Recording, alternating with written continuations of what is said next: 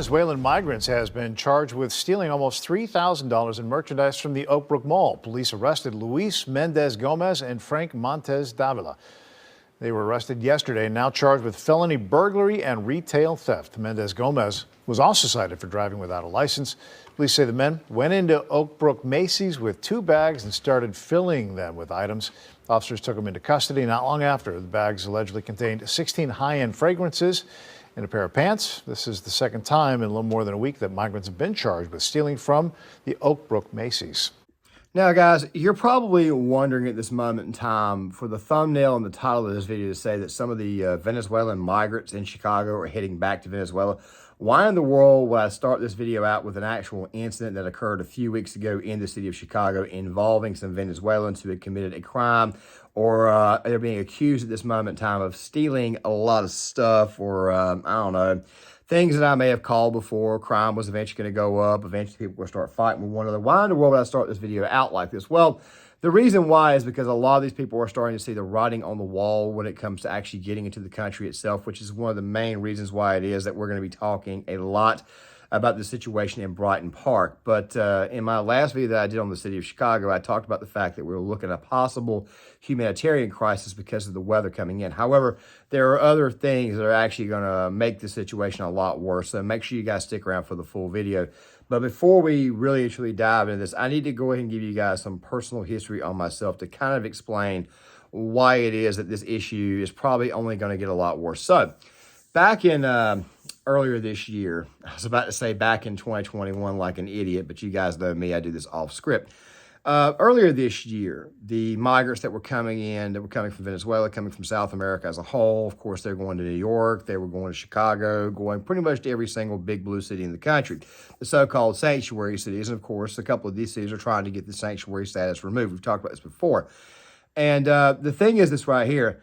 A lot of these people were coming in trying to get work visas, and the federal government went out of its way to try to expedite these work visas to these people. I talked about this in previous videos. I showed you guys where it was that one community, one side here, was obviously jealous of the fact that a certain group of people who are not exactly from the United States or even live in the United States or even legal or even applying for legalization were about to get a bunch of work visas, and they were getting a lot of additional benefits. I talked about that in previous videos, and I'll try to link them in the description box. So the thing is this right here. Those work visas, they have to, let's just say that they can only expedite or actually give out so many at a time. So therefore, what's going to happen is that if you showed up to this country post-July, I think it's July 21st, I'll play the video here in a second, you're probably going to be left outside with your thumb out in the wind. I know I would like to say another word, but YouTube, of course, they have this thing about the algorithm. Of course, if you say certain words, yeah, they're going to find a way to put the yellow dollar sign on your video, and therefore the video will not actually get any play. And we obviously need this video to go out there. We'll talk about this here in a second. But when I got this article from the Daily Mail and saw that Venezuelans were actually trying to leave the city of Chicago out of fear of weather, out of fear of the fact that, I don't know, maybe the United States kind of sucks right now. Yeah, I had to jump on this to kind of expand on this a little bit further, see for yourself. Judy, that's right. This pilot program only applies to those migrants who've arrived in the U.S. before July 31st. So only about half of those who have come to Chicago can apply. But for them, it could be a game changer. A common goal of migrants coming to Chicago is to get a job, to support themselves and their families, and to get out of shelters or tents outside police stations. Today, the first 150 eligible new arrivals began the application process to get permits authorizing them to get jobs. Immigrants are excited, and they're happy to be able to receive the assistance that they need to be able to apply for work permits.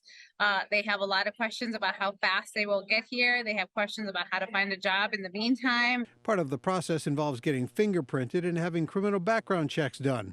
The application process is a joint effort with the Resurrection Project, the city, and the U.S. Citizenship and Immigration Services, the clinics being held at undisclosed locations. If we're in a situation where we have too many people, we won't be able to serve everybody, and it may create a little bit more chaos than necessary, right? The effort, the result of the city's request for help that began in September and led to a visit last month by a team from Homeland Security to assess the city's migrant situation. Until about mid-February, there'll be a little over 30 sessions, and each one aims to serve 300 people, so that in this this period, we will be able to help approximately 11,000 people get their work authorization programs. But for many in communities like Little Village, this new program is somewhat bittersweet because while it's helping new migrants, many people who have waited for years to get their work permits are still left waiting. We have families that have been waiting for 15, 20 years. Reagan launched the last amnesty, so ever since then, people have been slowly trying to get their legal status, but all the barriers that USCIS puts is very hard. Next week, I'm told nearly 500 immigrants, community leaders, and others from Chicago will be heading to Washington, D.C. to take part in a national... So basically what's going on here is that a lot of Venezuelans are seeing that they're not going to be able to get a job at this moment in time. Now, guys, I've talked to you on several occasions about this. I've told you guys this is going to lead to a lot of problems. It's going to lead to crime. It's going to lead to possible... I don't know, let's just say that the two races that are most heavily involved here are not exactly going to be getting along. And seeing how it is, we got the situation between Israel and Gaza, it could get a lot worse, meaning that more people could be brought over here to these cities from a war-torn area.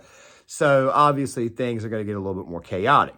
But then you get to the situation of Brighton Park. You get to that situation there, and you actually look at that, which we'll get to here in a second, and it makes you think exactly how bad the humanitarian crisis is going to get. Now, in the previous video that I did on this topic, and I'm going to go ahead and bring it up one more time, I talked about the weather. I talked about how cold it gets in Chicago. I talked about how if you've got people out on the street during the cold, especially given the fact that it starts to get cold in the city of Chicago really in late September. I mean, I want to say in one of those clips that I provided there was actually a woman so desperate she was wearing a Packers jacket, which I thought was very weird. But then again, though, it's probably just additional hand-me-down clothes that were handed out in some form of effort by the community to make sure these people were clothed. That still at the same time, yeah, this right here is a situation that's probably going to get a lot worse. And a lot of these migrants are saying to themselves, you know what, maybe it ain't a good idea if we stay here. Maybe we should trek back across, which is really kind of desperate for them to do so. And I've told you guys that this border crisis has created a lot of chaos, and quite frankly, people need to come here illegally. But as you guys can obviously see and obviously tell, with winter coming up, yeah, the city of Chicago is probably going to find itself getting blamed for a lot of very, very unfortunate events to come, especially involving the cold weather. I mean, don't people get pneumonia, get the flu, get extremely bad viruses? I mean, we don't know where these people come from, so you're already looking at that already. You're also looking at the risk of possibly military-age males who did not come here with the intention of doing good for the country, showing up and becoming a problem. And also to go on top of that, the city's black residents have not exactly taken to this, even though they did, in fact, vote for it.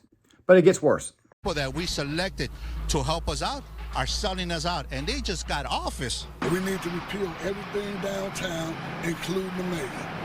From Roseland to Brighton Park, residents are not backing down in the battle over migrant encampments in their neighborhoods. At the same time, temperatures are dropping, and city leaders say they have reached a critical point in their effort to shelter new arrivals. Casey Cronus is live in Brighton Park with the latest. Casey.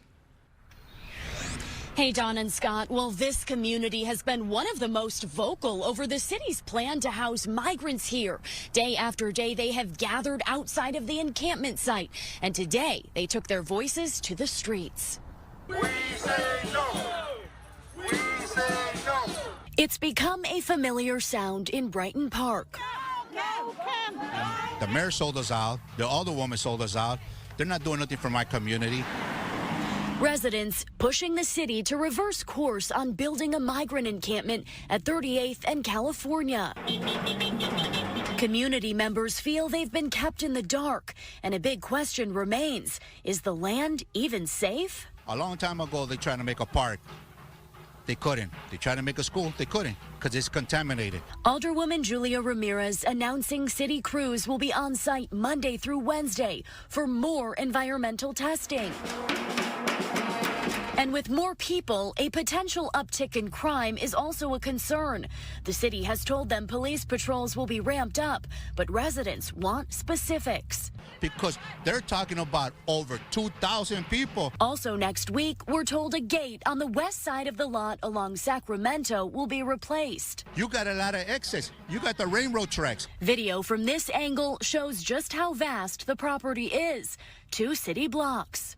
On the south side near 115th and Halsted, a similar battle is unfolding. The city looking to build an encampment in an old Jewel parking lot at 115th and Halsted.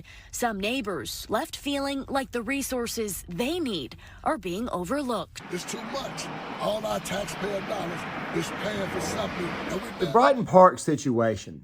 You have these people out there saying that the land where they want to have the actual detention, well, I wouldn't call it a detention center, even though you could call it whatever you want, but the living situation, the living quarter situation, the fact that they are putting that on land that's not even, which, you know, I think the environmentalist thing, and I really and truly, I personally believe that the environmentalists, the EPA, the people who were emboldened by Obama with climate change and stuff, I personally think that these people are annoying. They serve to be an annoyance.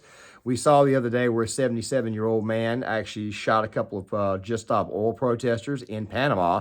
That guy actually turned out to be an American. I kind of threw that video out there a little bit too fast, but I'll try to link it in the description box for you guys to see. Anyways, it's going to get to the point where people just don't care anymore. Well, now you're getting the situation here in Chicago where you're going to have a lot of migrants out here, and of course they're trying to build this facility for these people, and you're finding out that the land, the area that they're actually wanting to build this stuff is not exactly safe. Sounds to me like a lot of people out there, and I mean a lot of people out there about to find out the hard way why it is you need to go through the legal system of immigration, which of course we'll be talking about here in a second. But I want to go ahead and make this part abundantly clear before I go any further, before I actually begin to finish this video off. The thing about immigration is this right here. I grew up around a lot of people who were in fact Hispanic. Worked with some of these people. Of course, I'm from the South, and of course I grew up and went to school with people of color. These two races typically tend not to mesh very well together. They typically tend to not like one another. It's just a very, very weird discontent, a very, very weird disconnect between the sides. Yes, there are situations where blacks and Hispanics do get along. I saw this when I was in the Marines. Sometimes they get along very, very well. In some cases, they do not. Naturally, though, they do not get along. And, of course, if you're bringing in people from the Middle East, which I think is the next form of people that are going to be inherited, that's going to make the situation way worse than what it already is. The distrust levels are going to go through the roof, and next thing you know, you're going to have people getting into fistfights with one another out in the street, and it could even lead to that M word that we're not allowed to say here on the platform as well. Fact of the matter is that this right here is a potential hornet's nest, and if one side here is still on the street while the rest are being cleared, it makes you wonder what's the city going to do. They'll probably put these people back in hotels, and their government benefits will go through the roof. Let me go ahead and say this right now. This situation right here is something that the leadership in Chicago and the leadership, of course, in Washington, D.C. probably did not foresee, and they probably took for granted. You see, what they're hoping for is they're hoping for all these people that can't, who are these people who are wanting to go back to Venezuela, they're hoping that these people find a way to stay and stick it out, even though they know that sticking you out this moment in time would be an absolute disaster given the cold and given everything that's going on in the city right now, especially with crime and chaos. They want these people to stay, even though a lot of these people are, in fact, saying, you know what, screw this right here, I think I'm ready to leave. Of the brutal Chicago winter to come. WGN's Julian Cruz live in Lakeview with more on the city's plans to get them out of the cold. Julian. Well, Mike and Ray, migrant families deeply concerned about the harsh elements, not knowing how much longer it'll be before they get moved to shelters. And as you might imagine, parents especially worried about their kids. Parents say exposure to the cold is making their kids sick. We don't know what to do, this Venezuelan mother of three confesses, with the inevitable arrival of snow and bitter cold. We feel that one way or another, she says, we're trapped. For now, at least, no CTA warming buses in the afternoon outside the snow-capped tent village housing homeless immigrants at Chicago's 19th Police District. Here there are 4 small children, this Venezuelan father shows us, and a young girl over here pointing to tents where he says families sleep. I have 3 children, he tells us, ages 5, 3, and 1. The 25-year-old dad reluctant to reveal his identity, not wanting to offend his 19th district hosts, because he claims there's not enough room in the lobby to house all the children, many of them, he says, getting sick. It's not just, the father tells us, that police officers are denying an indoor space for my son, he alleges. We reached out to police to get their assessment on sleeping arrangements at the 19th District, News Affairs referring us to the mayor's office. The situation is a little bit difficult because the truth is it has been very cold. You may be wondering if Illinois' Child Welfare Agency has concerns about kids spending their days and nights in the cold. A DCFS spokesperson says that the agency hasn't received any complaints, but didn't respond to a follow-up question about whether it would investigate or intervene on migrants' behalf. And the mayor's press office in an evening news release reporting that warming buses are being provided by the Chicago Transit Authority, and they are being positioned at 16 police districts from 8 p.m. until 8 a.m. They didn't get the work permits. They didn't get any of this type of stuff. They didn't get none of this stuff. They didn't get no work permits. They getting and like I said, they're already getting heavy amounts of benefits. But now they're finding out they're not getting the work permits. If they didn't come here by a certain date, it means that they're going to be waiting a little while longer. Well, let me ask you guys a question. Let's say you got 20,700 migrants, which is actually the total that was given. That's the official number that's been imported in the city of Chicago. We don't know the full number. What do you think happens if you expedite, say, 2,000 work permits? We'll say families, we'll say singles, whatever. We'll say you got 5,000 or 6,000 migrants who are currently being housed or in a situation where they can actually do something. Of course, I've told you guys how I feel about illegal immigration. You need to go back. We need to have a wall and all that type of stuff there. But the thing is this right here. What do you think happens to the other 15,000 migrants that are stuck outside? They're probably going to do some pretty bad stuff, mostly out of desperation. Even if they are getting those benefits. I mean, nothing you give these people is good enough. And what do you think is going to happen to the black residents who live in these areas or live in these cities? What do you think they're going to do? It's going to become extremely chaotic. That's probably why some of these migrants are, in fact, leaving and going back to Venezuela. Now, I probably should have started this video out with this little bit here, but I'm going to go ahead and tell you guys now. You guys know how I do things. Oftentimes, I try to structure it. I try to structure it in like episodes like start to finish, but at the same time, you guys know me, I love to go off script. Sometimes you get people who come across, and by the way, YouTube, I'm not saying this to demean anybody or anything like that, so don't think that's what I'm doing here. This is strictly for educational purposes. You got people who come over here to go to work. A lot of times what they'll do is they'll call a family member and they'll stay with them for a while, and then when they get their work permit or their work visa, it doesn't take them that long. They get it and they go to work with said family member. They stay for like 3 months, maybe 6 months or whatever, and then they'll go back home with a bunch of cash, especially given how it is that the U.S. dollar, even today, is worth a little bit more in other countries, especially if you're like from like Mexico or South America. You can turn in and get a lot of money. A lot of times people will do this. Now, this right here is something that aggravates a lot of people, but then again, there are also people like myself who actually grew up around people who were constantly doing this sort of thing. And of course, they would eventually, in most cases, apply for citizenship and then eventually become legal or eventually become citizens. Now, I personally think that what should happen is that we should just simply build a wall and not let anybody in at this moment in time. We cannot take care of this. We cannot handle it. Like I said, I used to be a little bit more lenient on the topic of immigration, but I've gotten more and more conservative over the years. And I kind of think, you know what, maybe if you put a wall up, maybe in Mexico, maybe the people of Mexico may fix their own problems. Maybe they may root out the own government that they have, because the wall actually benefits them too. But of course, people are not going to put the wall up where Mexico does not want that. But then again, at the same time, and me personally, I could really care less what Mexico says. We need the freaking wall. We need the wall for us, and we need the wall for you. You definitely need that wall. But of course, you guys are seeing a situation now where the weather is beginning to get worse. The ground over there is horrible. And of course, the city of Chicago, they've been begging the Biden administration, look, you can't keep putting these people. And of course, they're going to blame Greg Abbott for this and say, well, Greg Abbott's the reason why. Dude, Greg Abbott's got his own freaking problems down in Texas. The state of Arizona, it's a border state. You got a lot of people coming in. They got bigger problems. Places like, say, Chicago, places like New York, places like, say, Denver, Colorado, places like, say, L.A., their voter base did not care enough about the problem that was going on at the southern border. So they created themselves a sanctuary cities, sanctuary areas, so that way they could then say, we're better than you. And now, of course, you see people coming in and you're starting to see that, no, they are not better than you. They are, in fact, the problem. That means They are the ones who invited this type of stuff, and they want to do it at your expense.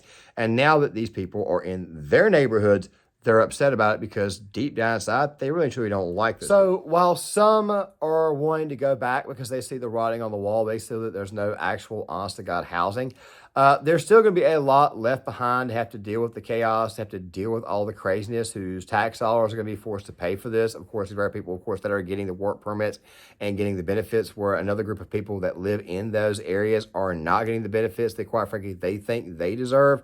It's going to breed a lot of jealousy, and a lot of people are not going to be able to go back. And, of course, these libs, these people who wanted this right here, they may have actually created a bit of a humanitarian crisis. Like I said in the previous video, with the weather coming in and all the people in the street, it could get very, very nasty. However, let me go ahead and say this, though, to end the video. What's probably going to happen as a result of all this is that after this entire thing does, in fact, go to crap, they're probably going to blame Greg Abbott. They're probably going to blame border states, saying, you guys did not fix the problem, when obviously they need to look in, because they are the ones who voted for this nonsense. They are the ones who showed you that they did not care about their fellow man. They did not care about the man who lived in the red state of Texas. They did not care about the man who lived in the blue or the purple state or the other red, which, by the way, this very also shows you that they don't even care about their own or their own political kind in California. That's a blue state. That's a blue area. Arizona's got a Democrat governor, and while it's got a red legislator, they obviously showed you they didn't care about them either. Fact of the matter is that these woke virtue signalers may have gotten a bunch of people killed. And I know somebody's going to say, well, what, didn't the Biden administration do that? I'm going to say, yeah, but you got to remember something. Who are the people who put the Biden administration in charge? These people who live in these sanctuary cities. With that right there being said, guys, I'm going to go ahead and halt this video now. The next video that I'm going to have going out tomorrow with this one right here is going to be the situation involving the Bryan Adams impersonator. I'm sorry, I kind of can't hold it in. It's going to be a shorter video, but it's also going to be a video that's going to have a lot of updates in it, because this week right here is going to be a bit of a wonky one. Thanksgiving is next week. We got Christmas coming up, and it's another one of those reasons why it is that I wanted to go ahead and start the process of bringing things more into essay-type format. There should be 2 videos out this week on that, so make sure you guys stick around for that. I'm going to go ahead and close this video out now. Make sure you guys hit the like button, subscribe, share the video, sign off in the comment section. I would love to get you guys' thoughts, and I'll see you guys later.